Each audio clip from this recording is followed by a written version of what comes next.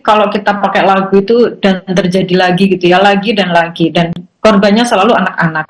Yang dimana anak-anak ini adalah usia yang rentan sekali untuk menjadi korban dan dia tidak tahu bagaimana cara melapor. Ini yang seharusnya menjadi perhatian dari orang tua. Jadi menitipkan anak ke pesantren itu seharusnya mengetahui bagaimana mekanisme terkait dengan penjemputan atau pertemuan atau komunikasi. Ketika ada sebuah pesantren atau boarding school atau entah apa namanya sulit untuk menemui anak, sulit untuk berkomunikasi, ini berarti sudah ada pelanggaran terkait dengan kedekatan dengan anak gitu ya, karena hak anak adalah dekat dengan orang tua.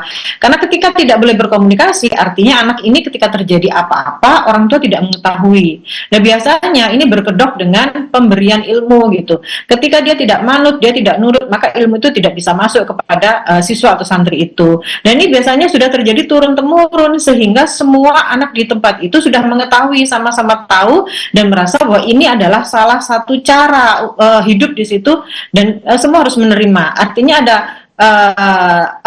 mereka menormalisasi hal ini.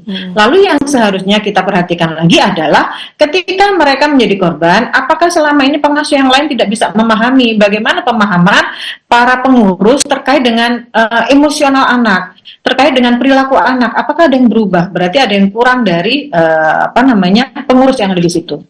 Ini kalau misalkan korban tadi Anda singgung, menormalisasi ini bagaimana? Pemulihan psikologis korban ini bagaimana nantinya Mbak Hani? Iya, kalau pemulihan psikologis yang pertama adalah kita melakukan penerimaan terhadap emosionalnya. Karena bagaimanapun juga korban ini pasti akan ketakutan. Jadi orang tua, pihak sekitar, mungkin dari kementerian dan semua orang nih, terutama orang-orang yang dekat, ini harus menerima si anak ini secara psikologis, memberi dukungan bahwa dia tidak bersalah, yang bersalah adalah pelaku, gitu ya.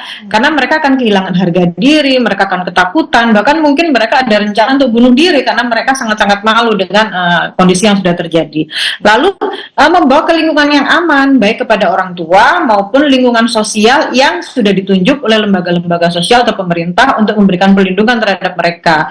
Lalu konseling psikologi atau menghadapkan mereka atau membawa mereka terhadap profesional sehingga kondisi mereka benar-benar tersembuhkan gitu ya. Jadi tidak hanya sembuh secara tidak hanya menjauhkan dari pelaku atau tidak hanya memenjarakan pelaku, tetapi secara psikologis ini berdampak sangat panjang. Mungkin sekarang mereka merasa bahwa ini dirasakan oleh semua temannya, tapi mungkin 5 tahun, 10 tahun atau 20 tahun lagi mungkin ada efek-efek yang kita tidak mengetahui seperti apa. Lalu yang terakhir adalah pemberian rasa percaya diri, karena yang tadi saya sampaikan ketika mereka menjadi korban, pastinya mereka akan mengalami kerusakan emosional gitu ya, permasalahan emosional yang membuat mereka menjadi tidak berdaya, tidak berguna, tidak berharga, apalagi ada stigma dari masyarakat. Mbak Hani, aturan seperti apa yang diperlukan untuk bisa mengawasi sekolah yang memiliki sistem boarding school, menginap, seperti apa agar orang tua juga bisa dapat informasi bagaimana kondisi keluarga mereka di sana? Iya, sebetulnya sudah ada peraturan dari pemerintah ya. Kalau pesantren berarti dari Kementerian Agama, kalau sekolah boarding yang lain berarti dari Kementerian Pendidikan. Apakah itu sudah dilakukan? Lalu ketika sudah berdiri seperti yang tadi disampaikan di berita sebelumnya, apakah ada evaluasi?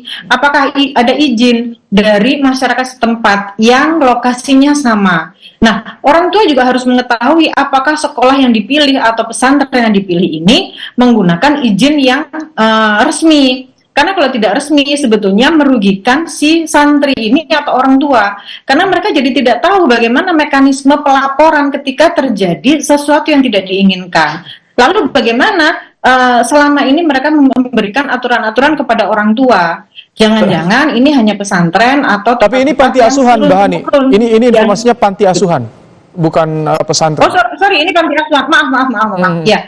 Jadi kalau panti asuhan sama seperti yang saya sampaikan tadi, bahwa panti asuhan itu bagaimana dengan izinnya. Kalau izinnya tidak sesuai, berarti kan ada kemungkinan lain. Bisa jadi mereka mengambil donasi dari yang tidak resmi, atau mereka tidak bisa bertanggungjawabkan terhadap donatur. Tapi kalau resmi, mereka akan bisa melakukan ini semua. Artinya dari sisi panti asuhan itu dan dari sisi masyarakat itu terjadi keamanan gitu. Jadi tidak ada pergesekan di masyarakat gitu. Baik, memang ada juga panti asuhan, ada juga yang pesantren juga sama kasus-kasus yang waktunya berdekatan, itu yang juga jadi sorotan. Terima kasih Mbak Hanifah Hasna untuk waktunya di program Kompas Petang sore hari ini.